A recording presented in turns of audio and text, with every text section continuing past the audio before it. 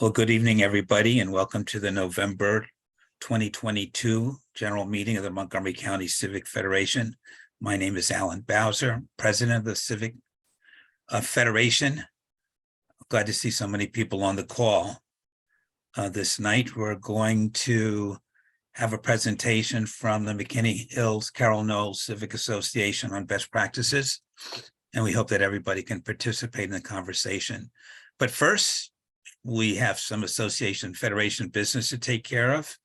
And so what I'd like to do is entertain a motion to adopt the agenda, which is on page 2 of the newsletter.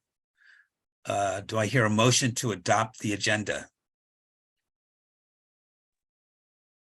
So moved. Thank you. Seconded.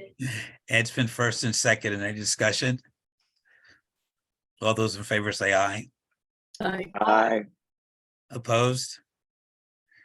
The agenda is adopted. Second order of business is to adopt the minutes from the October 10th general meeting. They're on page 26 of the newsletter. Is there a motion to adopt the minutes from the October meeting? So moved. It's been moved. Is there a second? Second. It's been moved in second. Any discussion? Any corrections? Then all those in favor say aye. Aye. Aye. Aye. All those opposed? Any opposed? The minutes are adopted. And thank you, Karen, for doing such a fine job on the minutes. The next brief order of business is any announcements for the meetings. Anybody have anything that they want to say that would be useful to the rest of the delegates and our guests who are here tonight? Any things that are coming up? I don't see anybody raising their hand. Nice to see you, Jameson. I would just remind everybody that the county's Thanksgiving parade is on Saturday. It starts at 10 o'clock in downtown Silver Spring.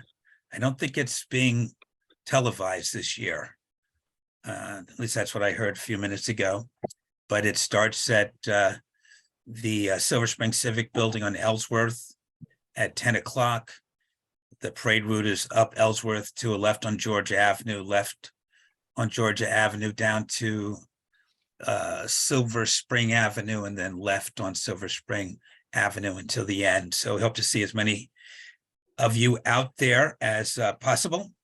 And it should be a good time. Looks like the weather is going to be cold, but it's not and dry. So that's a good thing. Any other announcements? I don't see any. I'm just letting people know, I'm going to be muting you. If if you're not you can unmute yourself if you're speaking, if you're part of this presentation. Please go ahead and do that. But otherwise, I'm going to be muting people who aren't participating in this, so because just the background noise tends to make you become the focus point of everything. So just as a heads up. Thank you, Jackie. And with that notice, I want to turn the program over to our Vice President, Joshua Montgomery, past president of McKenney Hills-Carroll Knolls Civic Association. And he will guide us through the discussion for the next hour or so. So without further ado, Joshua, please. I don't know if we have an hour, but without stealing much of their thunder, McKenney Hills-Carroll Knolls is a wonderful little community that resides behind the Forest Glen Metro from Forest Glen to Pliers Mill, from Georgia to Leslie. They have over 1,000 households in their footprint. Oh, I don't like that view. 1,000 members, 1,000 households, over 1,000 households in their footprint. And they were a sleepy, quiet little civic association with 40 to 60 members, depending on which books you look at, for many, many years. And then COVID hit, and some new ideas and new faces and new community people started to step in. And I am not going to steal much of their thunder, because Carrie is, I'm sure, has a nice little thing overview to say. But we have Dave, Carrie, and Maggie from McKenney, Hills-Carroll, Knolls, and I'm going to turn it over to Carrie, their current president. And I did enable screen sharing. Oh, is that Alan? Oh, yeah. Thank you, Maggie. Great. Well, thank you guys so much for having us. My name is Carrie Murray. I'm the president of the McKenney Hills-Carroll Knolls Civic Association.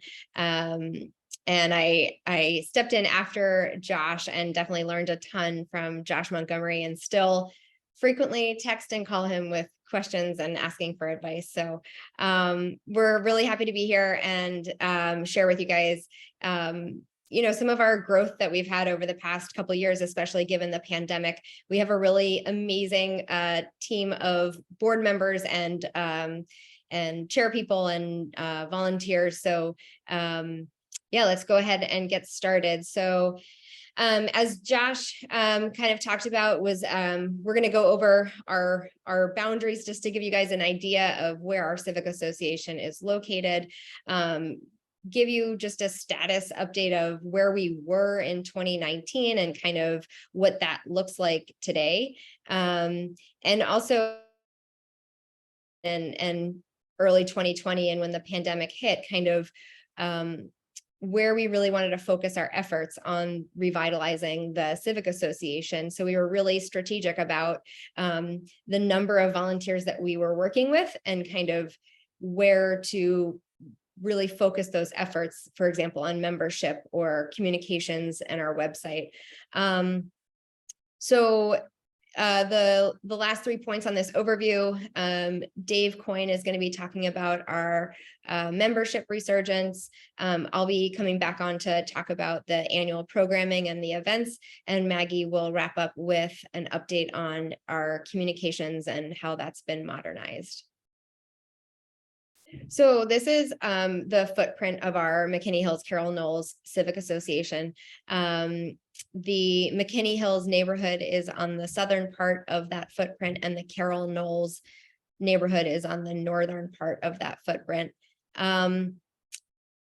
If you just kind of, if you were to scan out from that map, as Josh was saying, we're north of downtown Silver Spring, we're north of the Beltway, and then we're south of Wheaton. You can see Georgia Avenue there, so we're just west of Georgia Avenue, and then our western border is Leslie Street. There's also right behind Leslie Street is the Capitol View Homewood Park, if you're familiar with that. And then there's also the McKenney Hills Park, that other little green space right there. It's a really large footprint. As Josh said, it has 1,100 single family homes. And it's been a civic association since 1992. So there's been a lot of, I think, a lot of iterations and different leadership people involved from the neighborhood. So before COVID hit, our civic association was much smaller than it is now. We had about 50 paid members. One really major thing was that our website was completely non-functional. It had some sort of a viral infection and we were locked out of the website. We couldn't update it. It was a huge disaster. So I think one of the big things, like, I actually moved, my family and I moved to the neighborhood from DC in 2019. And I think one of the big things, thinking back to that time right now, is that so many people didn't know that the Civic Association even existed.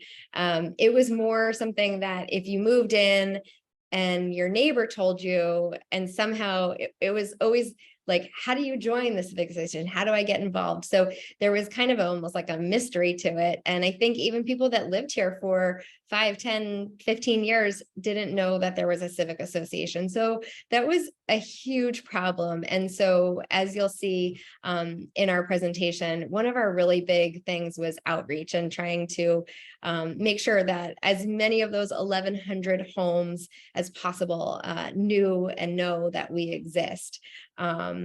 So we also our quarterly meetings at that point were extremely poorly attended. We'll talk to about kind of some of our updated or modernized ideas for membership meetings.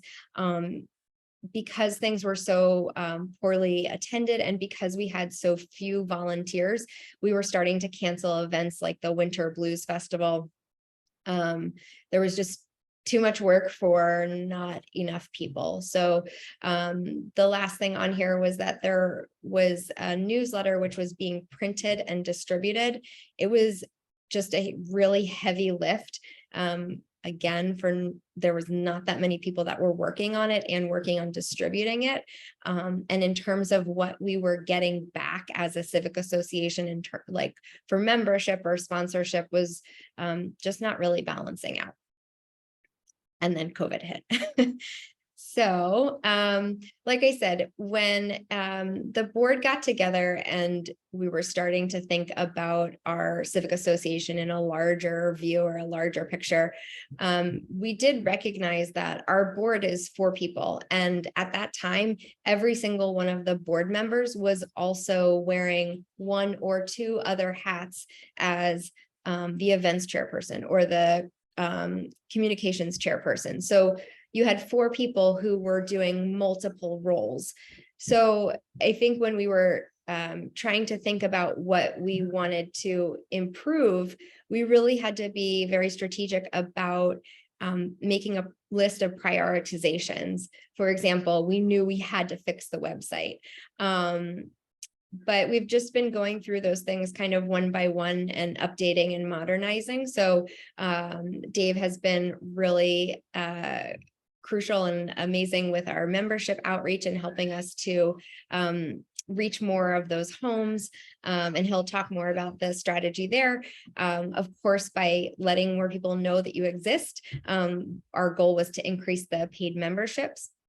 We did also look at our events and think more about how we can get more volunteers involved. And I'll be talking more about the events and the programming a little bit later.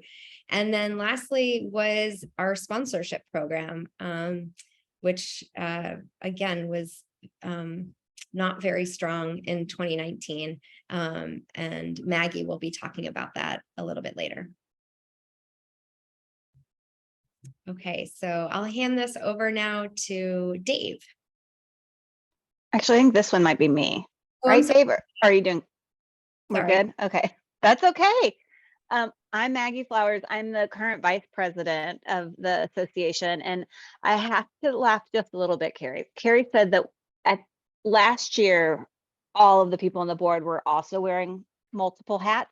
We continue to be that way. So while we're really working hard to get new volunteers in, we're kind of at a place where people are starting to feel more comfortable helping with events, et cetera. And so to where the next phase will be taking over some of these things and really, being a leader in the community. So we're looking forward to that.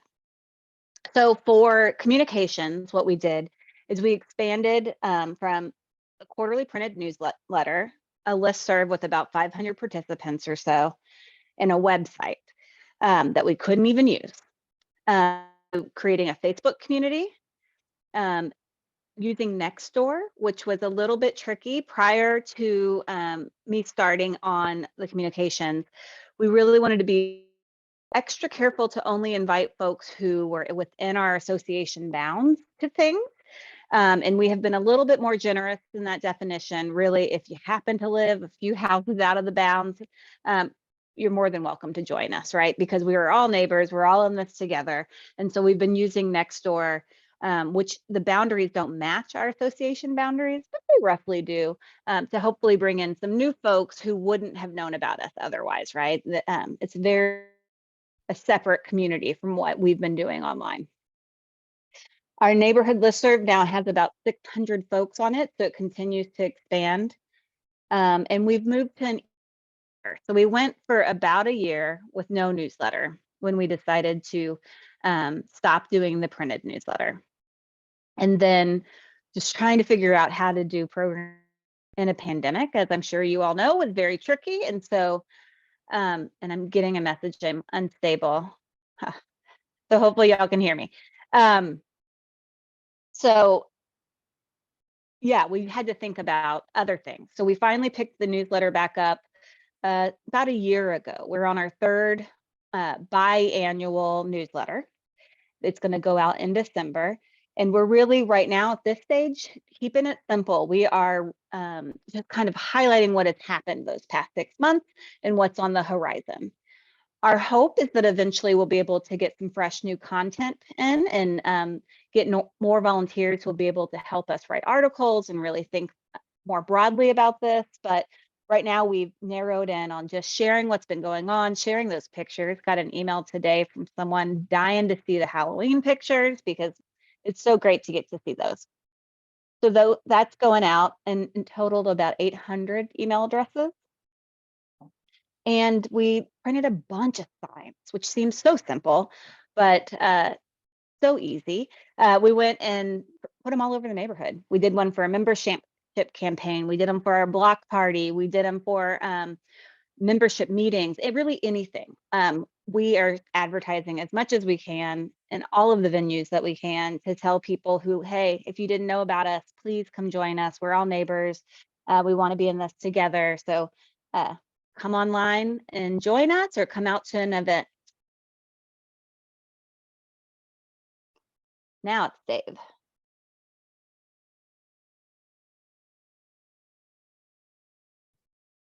Am I up? Can you hear me? Hello, neighbors. So I'm in fundraising professionally, and the number one reason people don't give to causes is that they're not asked. And the same thing applies really with membership campaigns. So we weren't really asking, as Carrie said at the outset, it was kind of a best kept secret, the association itself, and you kind of had to know a neighbor who was maybe a member, et cetera. So we did a full mailing, and it was fairly expensive. It was probably $2,000, I bet, all in. And we mailed to every house, with a letter and a return envelope and a reply slip, et cetera. That really jacked our membership way up and gave us some good momentum. And that was, I don't know that we'll never do that again, but it was kind of a front end investment because, as I'll talk about in a minute, we've been able to renew about 80 some percent of the people that gave in that joined in 2021 in 22. So, you invest to get a member, and then the renewing is not quite as difficult. The use of PayPal, especially recurring membership payments, has been instrumental in our success. We have people really scheduled throughout the year who are, their membership just simply re-ups, and our renewal rate on those people from people who set it up is, almost 100%, which is great. Carrie said we just go, I see the question about dues payments. Our dues are $12. So, pretty affordable, I would think, by almost any measure. And we just ask for at one point during the year. We try and emphasize doing it early in the year, but if you set up your recurring payment in August, we're not going to hound you in January to switch it. We'll just let it renew when it renews. The yard signs helped. We did promote membership earlier in the year. As we did last year, we'll recognize our 2022 members in our year-end newsletter. And that, that's a nice bit of recognition for them. And it also tells people maybe who haven't joined that, oh, maybe I ought to do this. I see a lot of my neighbors in there, and I care about the neighborhood too. As Josh and Carrie said earlier, we had varied between 40 and 60 members for the prior decade based on the membership records that we've been given. And we really took a quantum leap. I mean, we increased by 400% in 2021. So, by far, historically high levels. And that's 1 in 5 houses. If you think about it, if we have 1,100 houses. So really proud of that. In 22, we cut back some of our costs. We did a postcard mailing that, again, directed people to the website to set up a recurring membership, or they could write a check and mail it in. We just didn't make it as easy for them. But again, we save some money, on that. We've continued to promote membership throughout the year. As people's anniversary date either approaches or has come and gone, we've been sending monthly emails out to say, hey, your membership's due to automatically renew next month. Thanks. You don't need to do anything. Or you gave us a check last year in February. It's January 31st. We hope you'll consider renewing, et cetera. We didn't, I just recently, I did a member get a member campaign, and I wrote to all our current members and asked them to think about, sharing this with a neighbor. And I haven't shared this with the board yet, but that actually caused some confusion. And I had about 8 people renew their membership that they had already renewed. So I've got a little digging out. I think I've converted all of them to additional gifts, which is a good news too. And I think that the number on here that I'm really proud of the most is that we didn't lose any ground over last year. So, we added 6 members this year.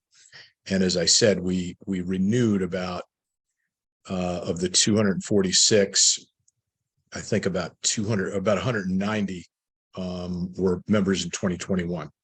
So, almost an 80% renewal rate, which is great. For next year, I'd like to do something where we do postcards, we identify maybe block. This is very ambitious, and Carrie and Maggie are probably going to roll their eyes, but we identify block captains, give them a set of postcards and have them drop them off. That'll save us a stamp, though, if you think about it, as opposed to doing a postcard mailing. I think that's pretty important. But onwards and upwards. I'd love to see us get closer to 1 in 4 houses or 1 in 3 houses. If we could approach 400, 450 members, something like that.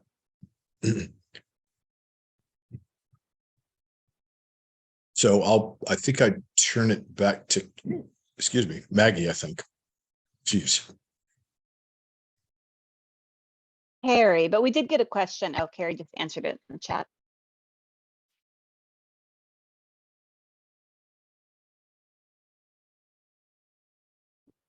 Okay, sorry about that. I was muted. Okay, so I'm going to talk about the programming. In 2020, before joining the board, I was the events chairperson. Basically, there has been a significant shift in where we were in 2020 to where we are today. Just to give you a little bit of an overview of how the events committee was set up in 2020, there was one chairperson who ran all of the events for the year. There was about maybe 3 or 4 different events. And that chairperson was tasked with emailing the listserv, trying to get a committee of people together. Oftentimes the committees were different people, which was good and fine, but working with that committee weekly for about 4 to 6 weeks leading up to the event. So the chairperson is having weekly meetings 4 to 6 times, maybe 4 times a year. And also that chairperson is also attending the board meetings to give the board members updates pre and post event. So it ended up being like 30 some odd meetings that the events chairperson was attending, in addition to all of the work that was going into putting on the events. It was it was just a burnout position. So we have relooked, looked at that again. And the way that we are going to move forward is we have a chairperson for each event. And that chairperson is in charge of putting the committee together, having the meetings leading up to the event, and briefing the board at board meetings, both before and after the event. We have used the listserv as a means of trying to get more people involved on the events committees. We also include that in our membership, like our membership forms that we have at the events. And when we ask people, when people are joining the Civic Association, we ask them if they're interested in joining any committee. So if they list that they are interested in being on the events committee, we do have a separate document that we're constantly updating. And so we always email that list of people to see if they're interested in joining the committee for the upcoming event. And we also do reach out multiple times to the listserv to offer that opportunity for people to volunteer for the events.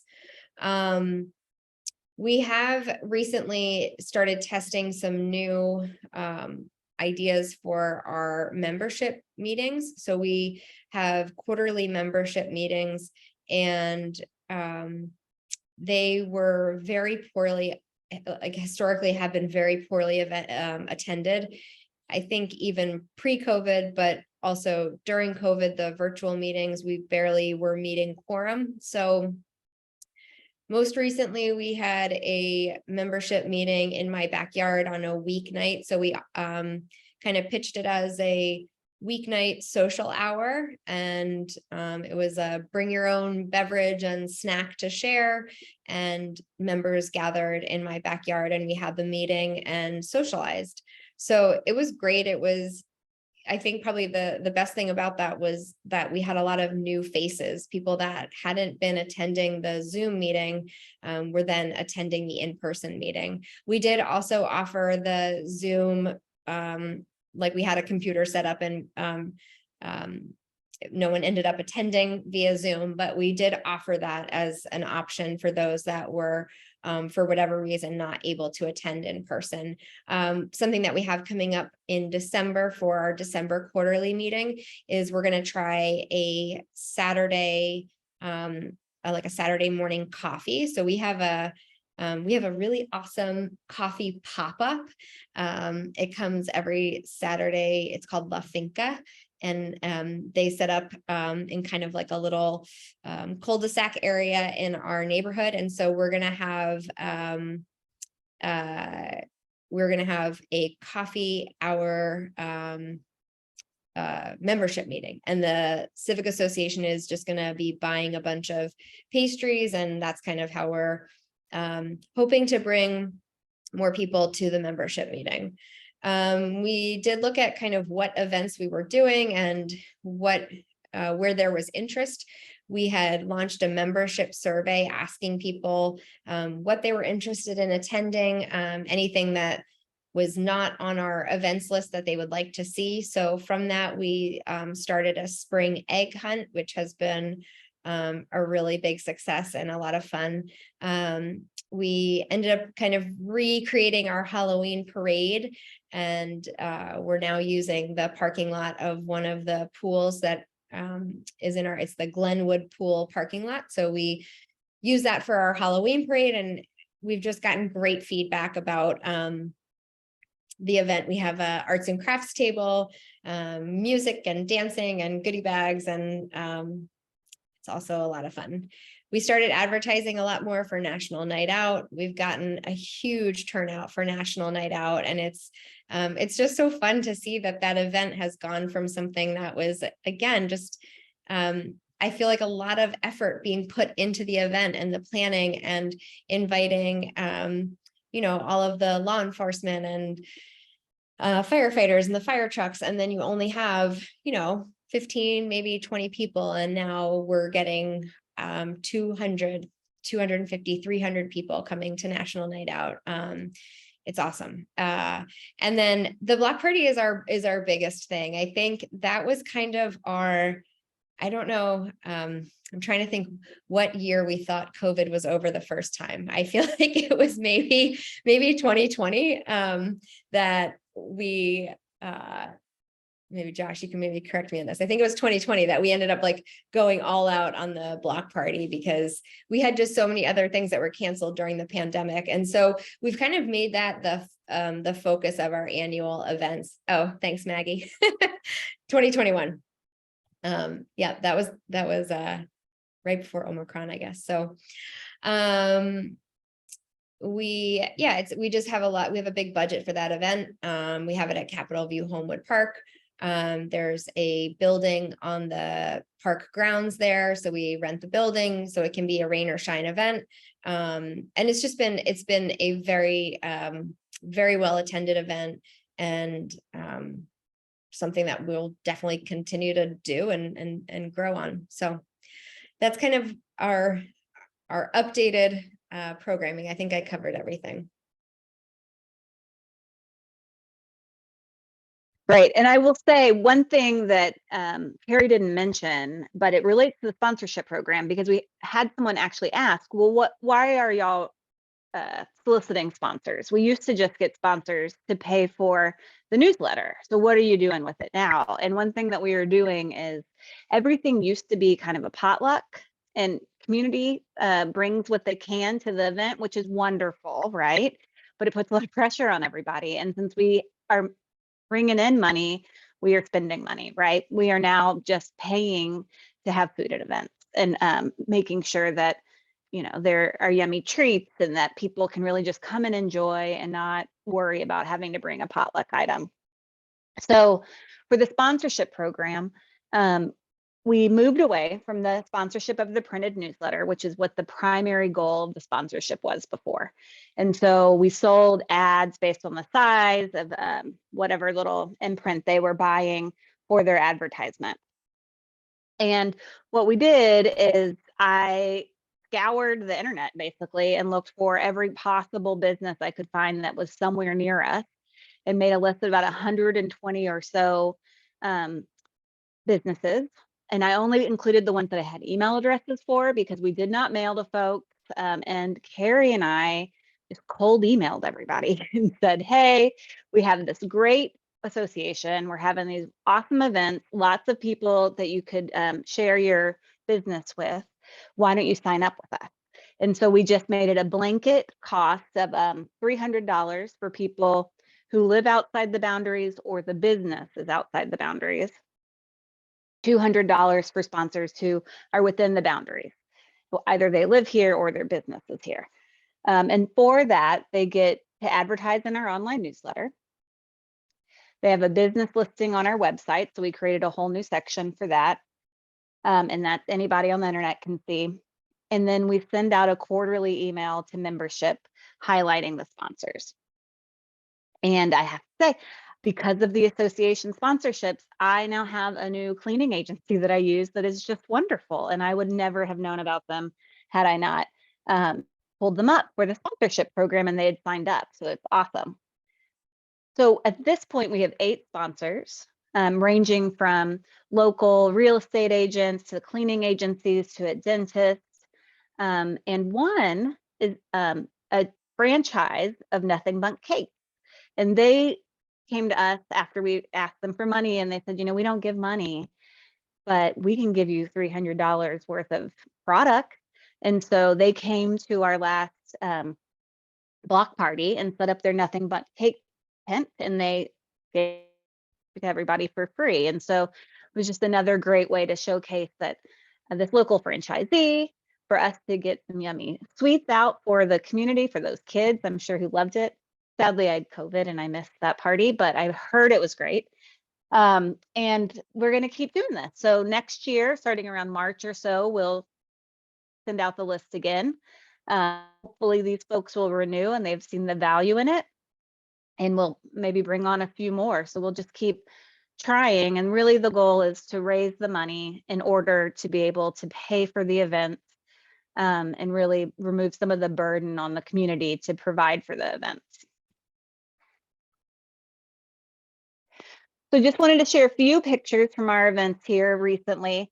On the left, you'll see the county executive. This was our most recent national night out, and it was awesome. But unfortunately, he did show up after most of the attendees had gone because the fire truck was gone, so the young families left. But he did come along with several other elected officials.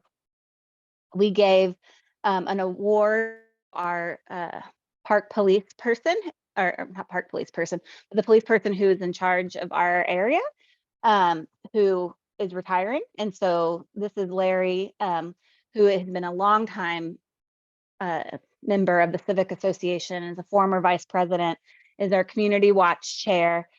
Present.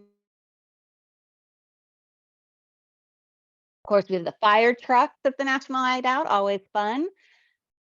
You can't see the pictures. Oh no, can other people? Yeah, Okay, good. We can see them, yeah. Whew. And for the person, Emma, I sent the slides over to Josh Montgomery so that he can hopefully get that to everybody. So you should be able to look at them later. They're also on our website. And then the ice cream truck, this was our first block party back after COVID, if you will, probably mid-COVID. But we wanted it to be big. So we hired this ice cream truck to come and give out ice cream for an hour. And it was huge. And we had some lessons learned there as well about hiring trucks, but it was a experience and the community members loved it. And then over here, the very last picture, you will see a woman holding a chicken and children very eagerly petting that chicken. We found this woman carried it, I believe. They come and they set up chickens and other animals, small animals you can pet at your event. And so they came to our block party 2 years ago and brought the animals. And that was, of course, a huge hit. One note before we open it up for questions and discussion is I just want to say our treasurer, Kristen Nelson, couldn't be here tonight. And she, of course, has also been instrumental in all of this. So I just wanted to give her a shout out so you all know the work she was doing. Well, thank you very much. That was a fantastic presentation. And I know that the PowerPoint presentation is going to be a great value to everybody so they can watch it over and over again and share it with their neighbors. A couple of things popped out to me, and I think maybe Kerry said at the very beginning that you've been successful because you've got a great team of officers and board members and committee chairs and volunteers. And everybody needs that to be successful. I know that Peggy's got her hand up. If anybody else wants to participate in this conversation, please use the raise your hand function on Zoom, which you find at the bottom of the reactions button at the bottom of your screen. Otherwise, you can wave your hands wildly and we'll call on you. And at some point, I'd like to come back and talk about what we do in our civic association, which is called Park Hills, which is near the Silver Spring International Middle School. Peggy, do you want to say something? Yeah, pipe down, guys. I'm on. 3 suggestions that I think are fairly important. First, apart from the suggestions, I think you're doing a fabulous job of reinvigorating your civic. Community toolkit. Back in the Donkeys years, many, many years ago, when I was on the Citizens Advisory Board of the Bethesda Chevy Chase Citizens Advisory Board, Ken Hartman put out a thing called the Community Toolkit, which we looked at, excuse me, we looked at very seriously, and I think we tried to get it onto the Civic Fed's website. I don't know if it's there or not, but it should be, because it's an excellent piece of material for any kind of organization. Second, because we don't live in a vacuum and because our local reporting is not always what one might want on the Washington Post, nor does everybody have time to read a local paper every day, I would suggest strongly every month sending a link for the Civic Federation newsletter to everybody on your listserv, because that's an invaluable way of getting information about Thrive 2050, for instance, out to your local members. And third, I would suggest if you don't have somebody from your civic on the Citizens Advisory Board, I don't know if you would be with Wheaton or Silver Spring. Do you know? Does anybody know? They'd be Silver Spring. Silver Spring. Okay, if you don't have a member on the Silver Spring Citizens Advisory Board, at least check their agendas every month and see what they're going to be talking about, because it's useful to show up at those CAB meetings and check in with the director for your citizens, for your services center. That can be very useful also. Those are my 3 suggestions. And those were great suggestions. I mentioned a couple of civic associations that I had been really impressed with, East Silver Spring and Sligo Brandview. But one of them is North Hills of Sligo. So let me call on Eric Cathcart. Thanks, Alan. Did you want me to kind of run through what I'm doing? But I do have a question to the group, the presenters. Do we want to get the question out of the way, or do you want to hear what we're doing? Ask the question, then tell us about North Hills. Yeah, I'm curious. I'm curious on what kind of website program that you're writing on, that you're creating your website on, and how and who's managing that, and how did you get that person motivated to be the website admin? Well, I'll take that one. We are using Wix.com because Carrie suggested it. Carrie owns a small business and uses Wix to manage her website. So she threw together a quick website just because we needed something. And then we put a call out on the listserv asking for someone to help us make it look nice. And we had a graphic designer raise her hand. And so she redid the whole thing to make it what it is today, but it's still in Wix. And it's a very easy thing to use. I manage it currently, but I'm training 2 volunteers to take over the newsletter and the website from me.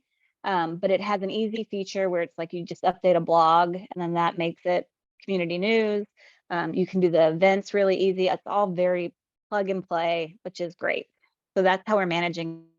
I'm hoping next year we'll have new volunteers that are working on it. They're excited. So, I think it's one of those things we brought in some folks to help, all of the team here on the board.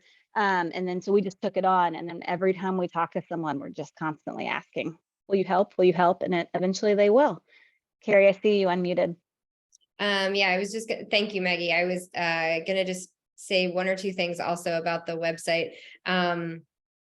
It has I'm sure many others, like other, website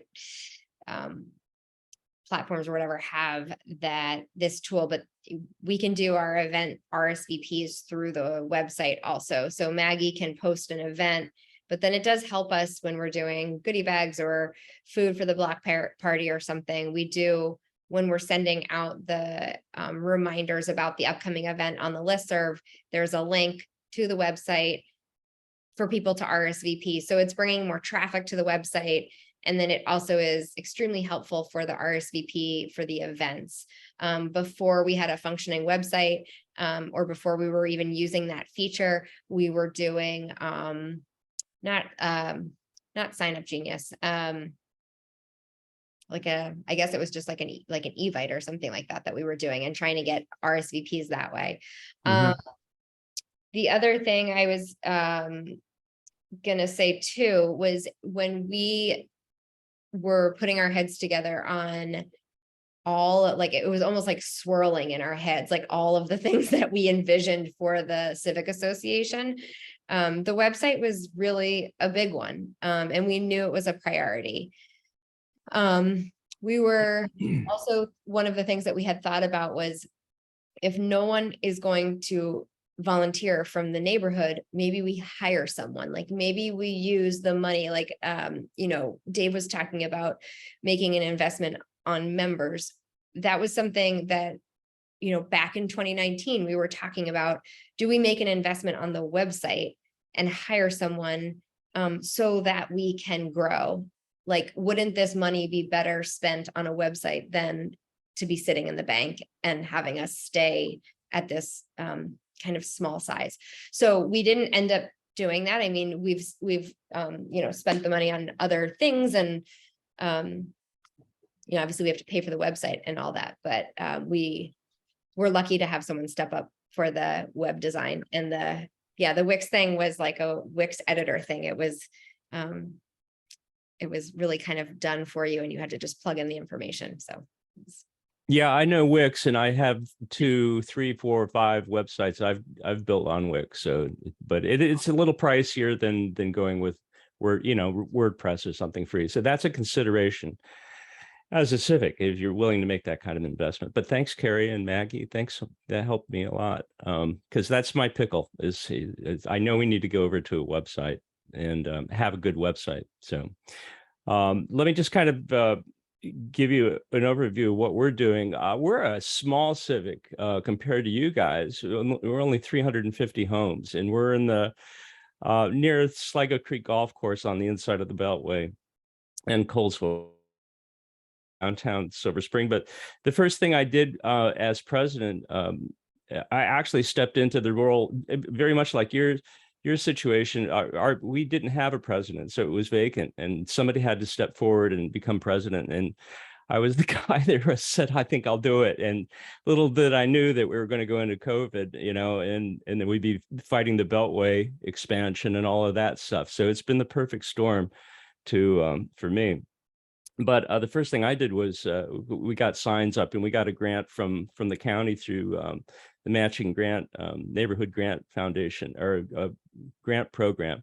And then I also got 15 other civics, money for 15 other civics. So we created a one campaign where we said, we can get this much money, and we can get all of these signs for all you guys. Do you want in on this? Yes or no? And some civics said yes, and some said no. But that was really instrumental in getting membership and bumping up our membership. So I'm really proud of that. We just finished building our second pollinator and community garden, and I cannot tell you how important community gardens are to growing a community. It's just been the one thing that's just been really glued us together, because people that are now stopping at the community gardens and having conversations, and both gardens are certified national wildlife habitats, and we've got 2 more community gardens in the plans. We're doing cars and coffee. We use the old Parkside Parks headquarters, which is abandoned now. They moved to Wheaton, so we have this wonderful parking lot that we can leverage. So we've been using, we've got cars and coffee. We had a yoga class. We invested into a Zoom account for the association. So it's sort of our virtual Grange Hall that anybody that's a member of the association has use of our Zoom account if it's open, but with the caveat that it has to be open to everybody in the community. They can join in on the talk. We started a food truck program, which is really top of class right now. It's once a week, and we've got some great food trucks, and we got a lot of people coming to that. That's been a big thing. We did block parties, but COVID sort of shut that down a little bit. Hopefully we can ramp it up next year. We've got a big fall festival and Halloween parade, and then on December 10th. And I know I'm skipping some things, but on December 10th, we've got our second annual Holiday Artisan Crafts Festival, again at Parkside. And I partnered this year with South Four Corners Civic Association.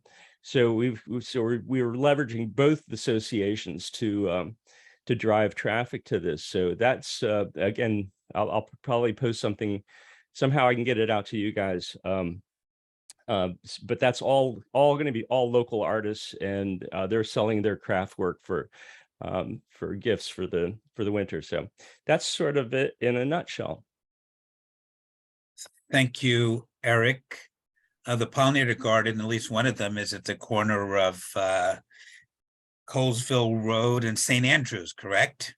Yeah, that was our first one, but the second one was there's an interesting story behind it. I'm not going to go into it, but it's really quite large, and I think we've created a blueprint for any civic, any community to take a look at how we did it. We're using all native plants. All materials were donated. All the plants were donated from all throughout Maryland. So I think in the spring, we're going to have a ribbon cutting, a dedication event for that garden, because I really want to showcase it. I think it's something really valuable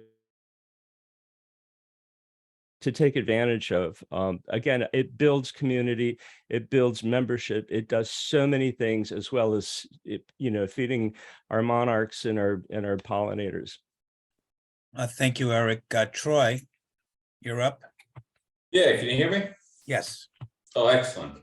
So thank you to people from the Carroll Knolls Citizens Association. That was a wonderful presentation. This year I had the privilege of being on the other side of National Night Out. I volunteer with the Rockville Fire Department. I just want to say, that this is an amazing opportunity to be on the other side and meet citizens who we were serving and helping. And I think those are wonderful programs. I'm really excited to hear the continued expansion of them. I think they're just a great opportunity. I would say that if you've never been to one, I would encourage everyone to go to one. Thank you. Thank you so much, Troy. Karen Cordry. Yeah, I'm very impressed by quite a bit of these things. It sounds really great. I think one thing, Alan, we should be doing is on our website is we should have a spot on the Civic Fed website to highlight some of these things like the pollinator garden piece and things like that, so that they stay there and people can do. I'm very interested to learn about this blueprint he has and Peggy's community toolkit and things like that. I think we need that on the Civic Fed website. I'm Kensington Heights Civic Association, so we surround the mall. We're just due north of McKenney Hills, right on the other side of Flyers Mill there. I would think that having been home during COVID and not commuting, I would have all this more time, but things have really sort of fallen apart and gotten lackadaisical during COVID. But we do really have a base, I think, to build back up again. And I'm inspired by everybody to get ourselves moving again, to get the listserv back moving and so forth. We've been doing at least some of these things. We do have a summer picnic every year, and we are blessed with having the Nighthawks. Actually, most of them live within Kensington Heights, so they actually come out and do our summer picnic with us and this sort of thing. I do have a list of block captains. I need to get them revised. I need to get our list of membership, more active and so forth. But this has been a very nice, inspiring list of things to think about. And the food trucks is a great idea. The community garden, I think, is something we can look at. And I am trying to get myself retired by early next year. And I figure I can do nothing but work on some of these issues there. So you guys have inspired me to get myself back in the groove again, as opposed to laying off. I don't think I can still live on my glory from fighting off the Costco gas station. There's just so many years you can do that. So I think I got to move on to a bigger project. Thanks, Karen. Let me tell you what we do here at Park Hills. Like I said, we are near the intersection of Wayne Avenue and Dale Drive. And apparently the Civic Association's been around since 1947 or 1948. I came to being president. It had fallen into it had just sort of fallen apart, and I came into it around 2006. And I've pretty much been the president since 2006 because I can't find anybody to take my place. So it's there's a small group of we've got a president, vice president, secretary, and treasurer, and occasionally we get some volunteers from the community, but nothing like what's happening in North Hills or McKinney Hills or East Silver Spring or Seven Oaks Evanswood, which is adjacent to us between Wayne Avenue and Colesville Road. So we've tried everything, and we've actually had some pretty interesting events over the course of the last 15 or 16 years that I've been involved in this. One of the things that was very popular, as with McKinney Hills, was the ice cream social. And so we also invited the Icy Dream to Nolte Park, and that's very, very popular. We invite neighbors from East Silver Spring and from Seven Oaks and pretty much anybody in the neighborhood. And Carol, who's a proprietor, who's an MCPS teacher, loves the business, and we can recommend the Mocha Chocolate Chip as the best ice cream that they have there. We've also twice a year we partner with Friends of Sligo Creek for a creek cleanup. So we sweep the creek around Earth Day, and I think maybe Labor Day weekend might be the weekend after that. Because of our location, some issues pop up and we get the neighbors to focus on them. And the most important one of those is the purple line. So the purple line comes right down Wayne Avenue, down to Cycle Creek Parkway, then up into the Long Branch community. So we've used that to get some community support for some of the things that we're doing. Everybody's interested in the pedestrian safety issues, for example, around the purple line going down Wayne Avenue. We've been in the Montgomery County Thanksgiving Parade for the last 10 years. And to the best of my knowledge, we're the only Montgomery County Civic Association that's applied and been in the Thanksgiving Parade. We have a car, and from time to time, we've bought, 100 balloons and just give them out to kids along the parade route. So it doesn't cost anything to get into the Thanksgiving Parade. So I would recommend that as sort of a community building activity. We also are really into trees in our neighborhood. A lot of them were cut down because of the purple line. Thousands of trees were cut down along Wayne Avenue, really turning it into a heat island. So we advocate for increasing the tree canopy and for protecting the trees that we have by dealing with sort of the invasive vines, particularly the English ivy, which we have in some abundance down here. So there's lots of things that we do. And I agree with Karen that we should have a place on our website where we can highlight these best practices and that people can share them. And then I would urge all of you who have got, great ideas about this kind of thing to just send them to us, because we'll put them in the newsletter and we'll put them on the website. And we all hope to be, I think, as successful as McKenney Hills. Who else would like to make a comment? I mean, I could go on, but I want to see if anybody else wants to raise their hand. Are you raising your hand again, Eric? Karen? I'm sorry. Yeah, I'm done. So one of the things we have is an organization most people know about. It's called Presco. It's called the President's Council of Silver Spring Civic Associations. There's a Facebook group for Presco. It hasn't been used very much. We used to get together as heads of civic associations every other month, quarterly, and just talk about really maybe development issues, pedestrian safety issues, public safety issues. So there is a listserv for Presco. Might be able to find it by Googling it. Jay Elvov is the guy who is sort of administering it for the community. And there is a Facebook group, and you're welcome to join and share your information on that. Before we get to Jameson, Sharon Campbell, please. Excuse me, I joined late, so forgive me if I'm asking something that's. Sharon, we can barely hear you. I don't know what to do. Can you hear me at all? We hear you a little. A little. Sorry. Go to Jameson. I'll see. Okay, Jameson, please. Hey, I'm with the Aspen Hill Civic Association. We probably are one of the larger civic associations by footprint, but we have a lot of growth that we'd like to do over the next coming year. I was wondering, maybe the MCCF already has something like this, but seems like it'd be useful to have sort of like a toolbox, a list of best practices, tools that other civic associations have found useful. I mean, I've jotted down a bunch of notes this evening, and this is great stuff that I hope to bring back to our board.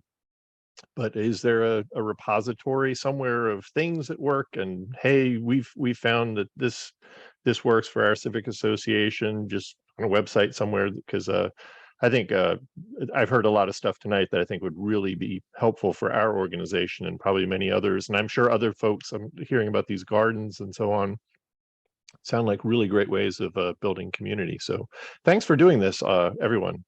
There will be soon. There will be soon, I guess. Awesome. Yeah, I think the idea of putting a dedicated spot on the website, the Civic Fed website, where we can put computer programs and events and all those kind of things. Because, yeah, I mean, I hear these things like this December art festival. I'd love to go to see that. I didn't know what was going on. So I think, And I would love to go to the Winter Blues event. What was that about? we got to restart it, I think, but. I know, unfortunately, we don't have it anymore, but it was an event for everybody to just get together in January when it's awful outside and just, have fun together and get rid of those winter blues. So we actually continue to think about what we could do in the winter, whether it's winter blues or something else, but we need another volunteer to help us take that on. We're trying not to overcommit. So I would have just mentioned two events that have been really popular with my neighbors and some of the neighbors in the adjacent communities. And one of those is the summer concert series at the Sligo Creek Golf Course that happened from June until October 15th. It was every Friday evening. We had almost perfect weather for just about every one of those programs. There was free music from 6 o'clock to 8 o'clock. The golf personnel, they have a grill with hamburgers and hot dogs. There's beer, wine. It started in the beginning in the front of the clubhouse 2 years ago, and then it grew exponentially over the course of the last 2 years, where there was regularly 500 or 600 people on the first tee listening to free music and enjoying themselves. Lots of kids, lots of dogs, people bringing their own sandwiches. Turned out to be incredibly popular, and they're going to do it again next year. The other resource I wanted to mention was the old Mrs. K's, which is now Zinnia's. The guys who leased it and have transformed it into really sort of a community gathering place. The food is good. The backyard is amazing. Probably won't be too many outdoor events, until, next April or May. But the people there who run it are really very community focused and have been very generous to our community. I also wanted to mention that we recently had the generosity of Nothing But Cakes. So the woman there is Catherine Horster, and she owns the franchise, which is in a shopping center where CVS and the Aldi's is. She also just started a new franchise in Laurel. So she's an incredible female entrepreneur, and she just donated.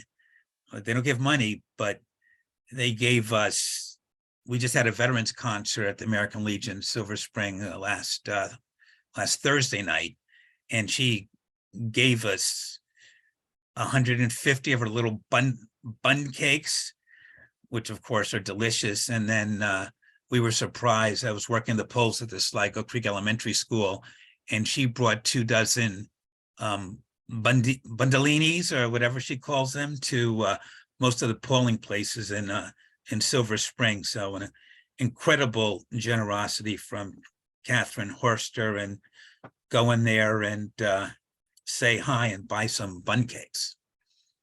Sharon, do you want to try again? Hi, can you hear me now? Sort of. Oh, well, I put my note in the chat. It's about bringing in younger people, high school, college. So we've tried to do that. So we don't have, student learning hours. What are those called? SSLs? Yeah, so it doesn't look like the county is sort of set up for SSL hours for unincorporated organizations. I don't know if anybody had any success with using SSL hours with their. No, we can't do it either, because we're not a nonprofit, not yet. So you have to be a nonprofit and you have to be registered. So with the MCPS as an organization. Yeah, so we were able to do it when we partnered with Friends of Sligo Creek for the creek cleanup. So okay, yeah. we went through them, and actually had a lot of Boy Scouts, Girl Scouts, Cub Scouts, and it was pretty good. I'm Jackie Boko. Yeah, we've given out SSL hours to, middle schoolers, mainly high school students who want to deliver our newsletter.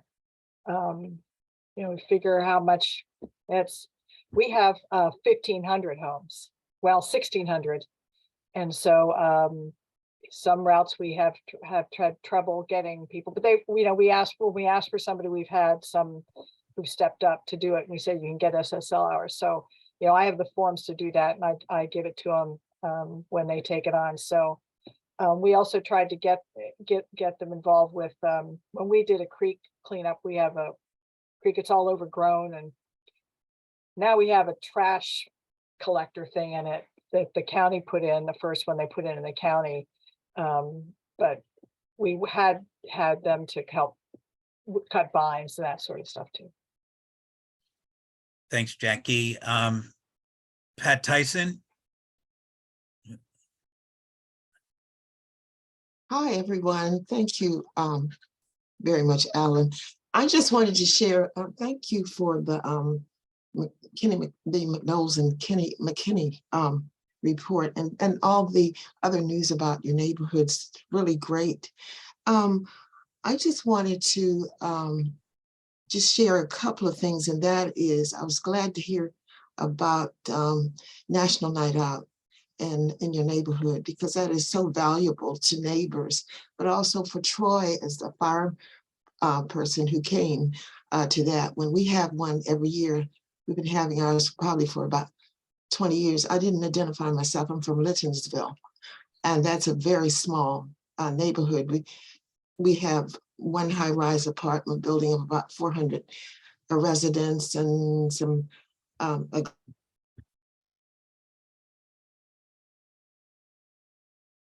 so we're very small, but National Night is such a wonderful occasion to meet people, and then to sort of bolster or keep the relationship with the police department, with our neighborhoods. That is such a wonderful night, and we always enjoy it. And we meet new neighbors or new friends or something like that.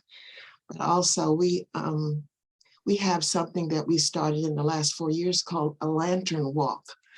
And that is, we had an old bridge that was over 100 years old that caused friction between our neighborhood and the neighborhood across the tracks.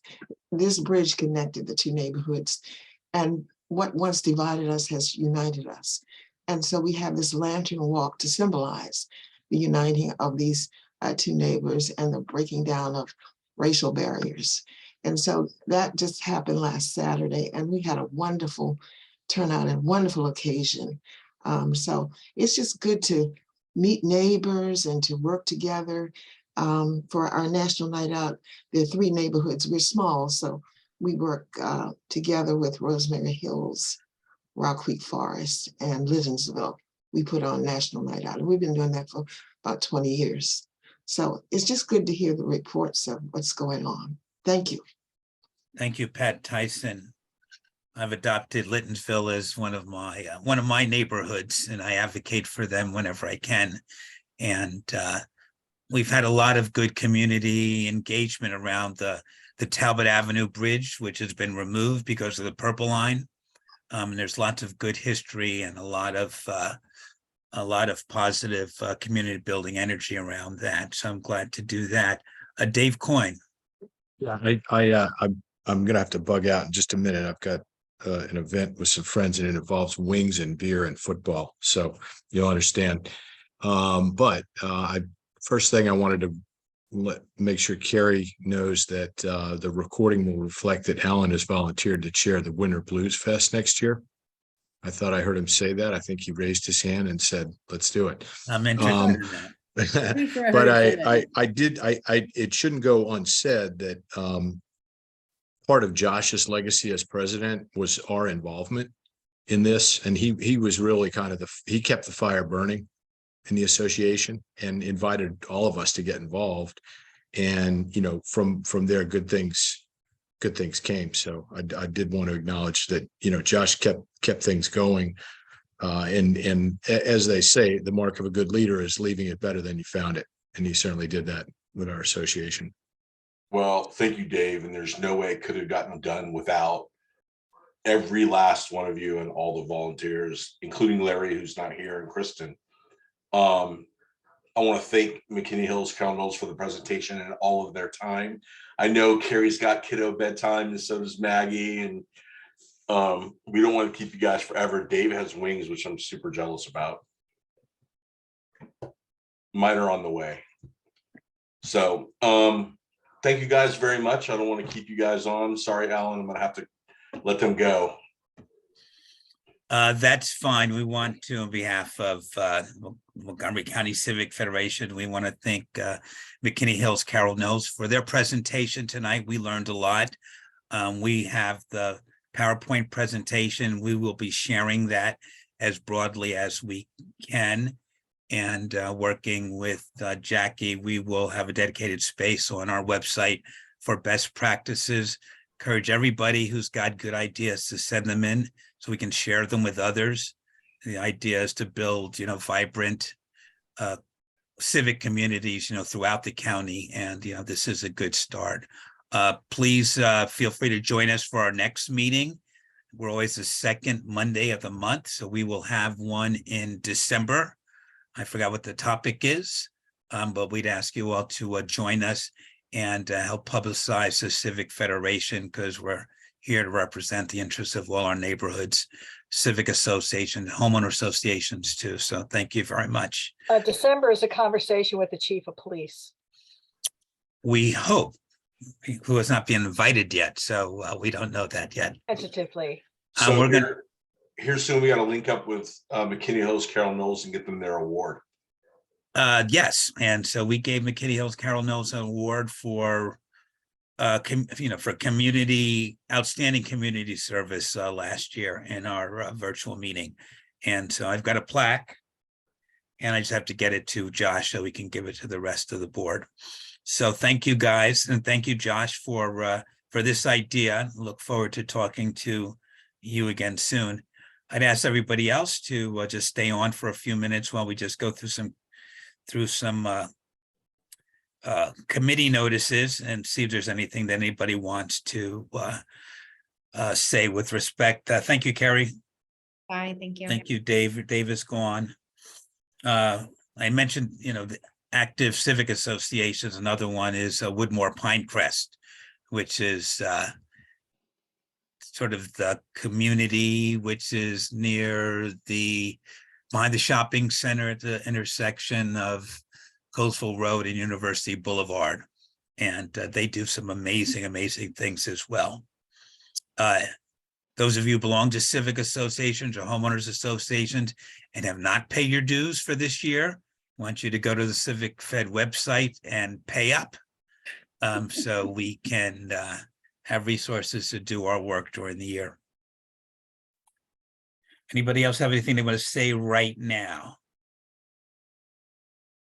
Then I'll go to our list of committees and see if anybody wants to say anything about education, our first committee. Alan, when you finish with the reports, I have one question I want to ask. Okay, well, why don't you ask it now? I can't, I think I'm in so many Zoom meetings, I can't keep straight what I'm doing sometimes. We had the commander about the crime down in Silver Spring. Was that MCC? No, that was Safe Silver Spring. Oh, that was saved? So, okay. Told you. I was just wondering, since you had police chief coming here, or wherever, if we should, will we take up the thing that the commander said about inviting the state's attorney too as well? But that's separate, so I don't want to mix anybody up. So about the fact that now that marijuana has been passed, what are we in for? Because the police department is going to be having sort of a difficult time, doing what they need to do. So we're going to take up the commander's suggestion and invite John McCarthy, the state's attorney, to a Safe Silver Spring meeting. Okay. all right. And we will be, hopefully we'll have the chief this month, because there are a bunch of shootings and murders in our area just over the course of the last week. I mean, it's really unprecedented situation. A lot of guns on the street, and a lot of them are being used. I mean, there were 2 people who got shot at outside of Clyde's last night. So, you know, that's not good. The fight started inside the restaurant. They brought outside. Some guy pulled out a gun and shot somebody in the face and somebody else in the chest. Both of them survived, but you know, that's not, I like Clyde. You don't want people shooting at you outside of Clyde's. But thank you for that, Pat. Anybody want to say anything about education? We need an education chair. We also need an environmental chair. Would anybody have anything they'd like to say about the environment in the county? One of the things that you can pay attention to is that tomorrow the council is going to vote on a bill that would require electrification of new buildings in Montgomery County. And there's a lot of pushback on that particular bill because of the expense for new construction, when housing is already a scarce commodity, making housing $5,000 to $15,000 more expensive per unit seems to be, you know, counterproductive to that. So it'll be interesting to see how that gets worked out. Land use, and Peggy Dennis, are you raising your hand to say something? You have to unmute if you're going to say something. Go ahead. Okay. Yeah, on that bill, is it, I mean, every building is electrified. The question is it pushing out the possibility of running in gas or oil for heating or cooking? Is that the import of the bill? Yeah, no natural gas. Okay. So Pepco doesn't like that. And it's also very expensive. Okay. Land use and planning. Liz, do you want to say anything about land use and planning? You're muted.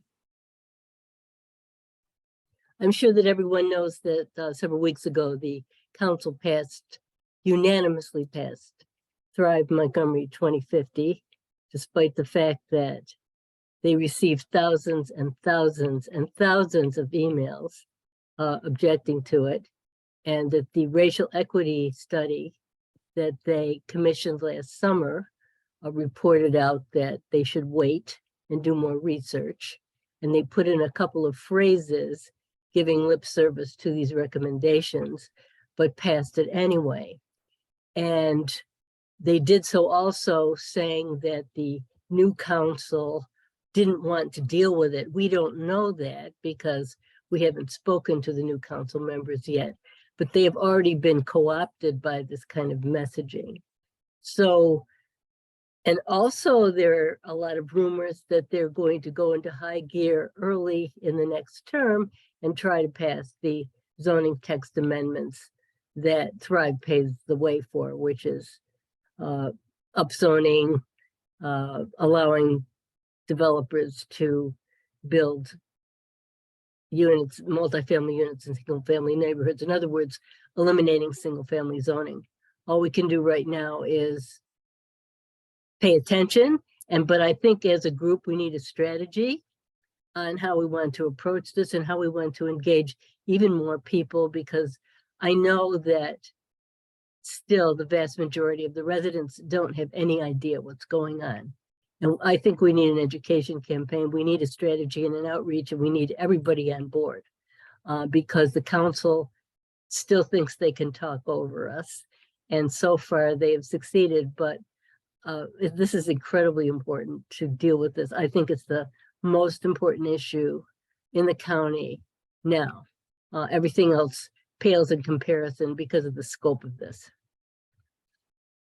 Thank you, Liz. Genevieve, we did not survey our neighborhood in Park Hills. We were pretty much split 50-50. Some neighborhoods felt more strongly about this than others. And where did I see your Northwood side? Northwood side?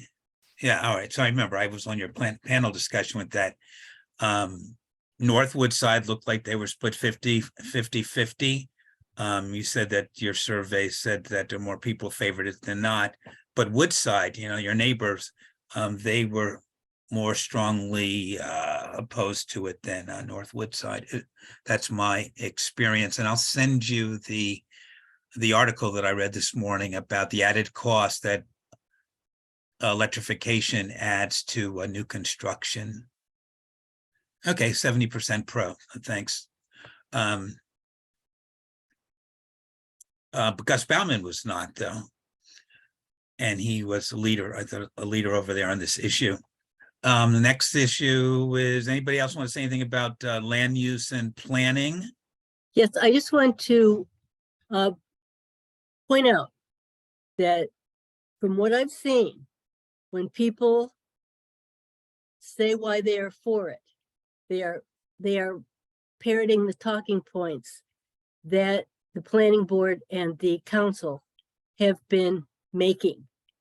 And they don't know which of these talking points are inaccurate. And the most important of which is they keep saying that Thrive will not change zoning. But Sid Katz kept saying, and he lectured them even the day that they passed this, that to be implemented, it will change zoning. People do not know the details. And by the way, 2 days after that, Evan Glass was on Kojo saying that Thrive will not change zoning, even though the staff report of the council said otherwise. So they are engaged in a disinformation campaign, and many of the people who are for Thrive are forming their opinions on the basis of misinformation. And it's been very difficult to get the facts out there. But we need to keep trying to get the facts out there because this is a huge deal. It affects everybody in every way. And by the way, another important point is, and as we we're talking about, we don't have an environmental committee. The week that they introduced the 3 new chapters that the council wrote, by the way, even though the planning board is supposed to write these chapters, but at the last minute, the council wrote them.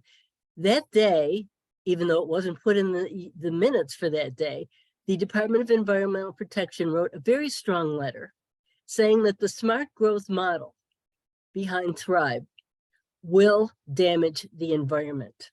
And this is incredibly important. The executive agencies of the county have been kept out of the process of developing this, yet they will be responsible for dealing with the consequences. And there's just so much confusion and disinformation, and that's been deliberate. And I don't know quite how to get through it because all of our organizations have tried so hard. I don't think that the Civic Federation's resolutions were even in any of the council reports. I haven't seen them there.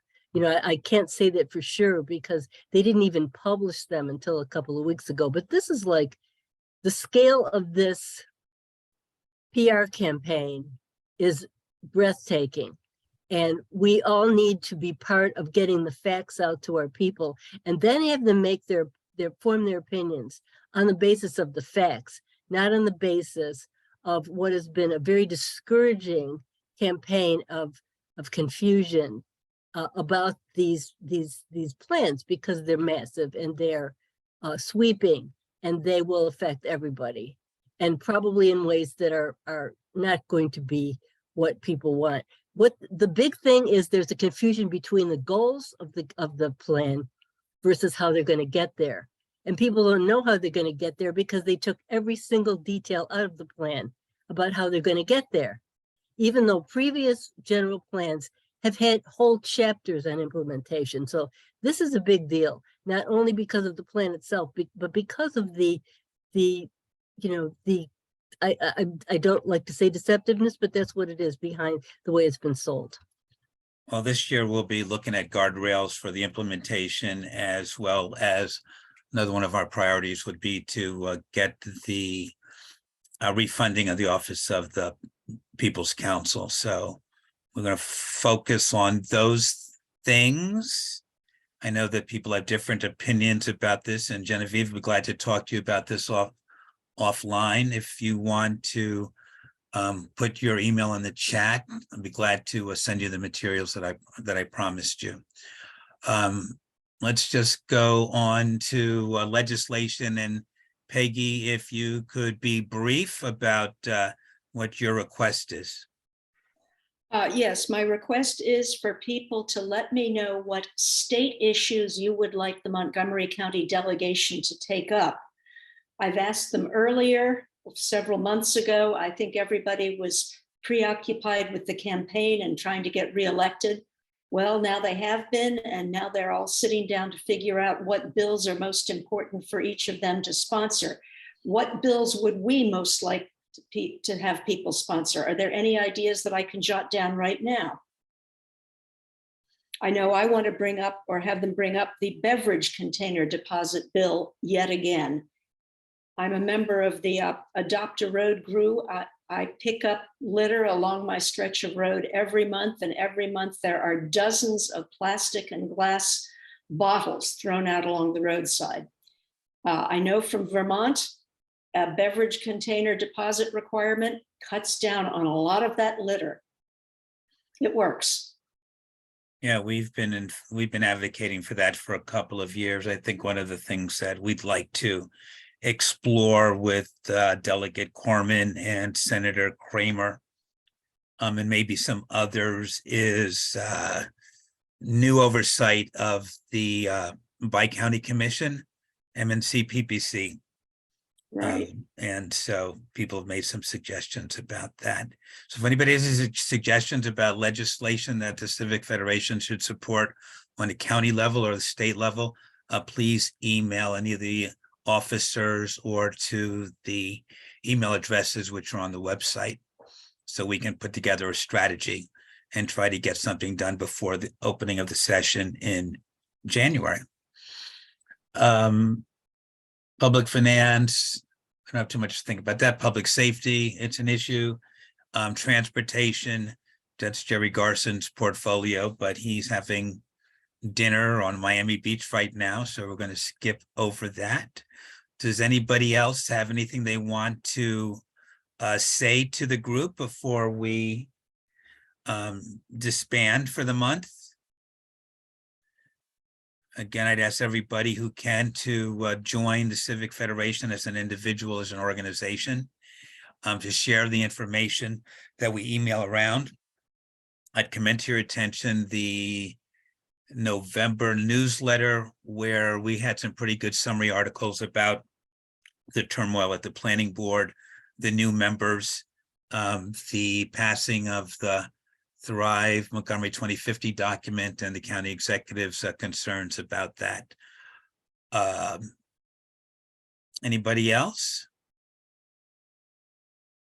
Then I'd entertain a motion to adjourn. Is there a motion to adjourn? So moved. And it's been seconded by Max. So all those in favor say aye. Aye. All right, you guys, thank you so much, and see you at our December meeting.